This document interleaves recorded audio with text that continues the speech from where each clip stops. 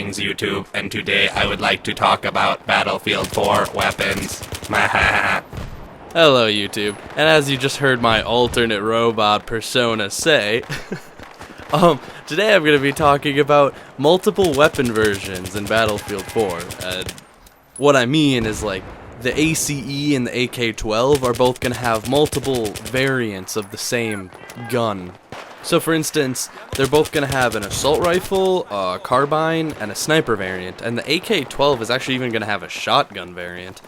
But the one thing that kind of concerns me is that in-game, they all look the same. I don't know if there's like little differences, but to me, they almost look like the same exact gun, but they just perform differently. And DICE is actually doing this sort of thing with a lot of things in Battlefield 4, like the weapon attachments. There's going to be like multiple kinds of each attachment that I think is going to do the same thing unless they don't. And that's where guns, there's going to be kind of multiple versions of the same gun that do different things. And at first I was kind of like, DICE, come on, you're just like, they just took like 5 weapons and smashed them into 2 like weapon models so they don't have to make new like looking different guns. And I was like, that's kind of lazy. But then I was thinking, apparently they're planning on releasing a lot of new guns with the DLCs. And so I was thinking, you know, maybe when they release new guns, they'll release a whole, you know, have a lot of different guns that have multiple versions. So, you know, we have the M16A4 back, but, you know, maybe we'll get the A3, or maybe we'll get, like, an A1, or, you know, like, we'll get different variants so every gun has different versions. And the only real issue with this is that I think it would make the difference between guns less unique, you know, because there'd be a lot of guns that would do very similar things. You know, like in Battlefield 3, for instance, the M416 and the AUG both perform very similarly. The AUG's bullpup and the M416's not, but other than that, their stats are pretty close, I mean, in comparison to other guns. So, you know, then we would have a lot of guns that, like, just kind of perform similar, but look different. So I don't know how I really think about this, if I'd rather have, you know, because then, like, you could take your ACE, if you really like your ACE, and you could run it as a carbine or an assault rifle or a sniper variant, and you get to look at the awkward pull-a-durka that is the ACE.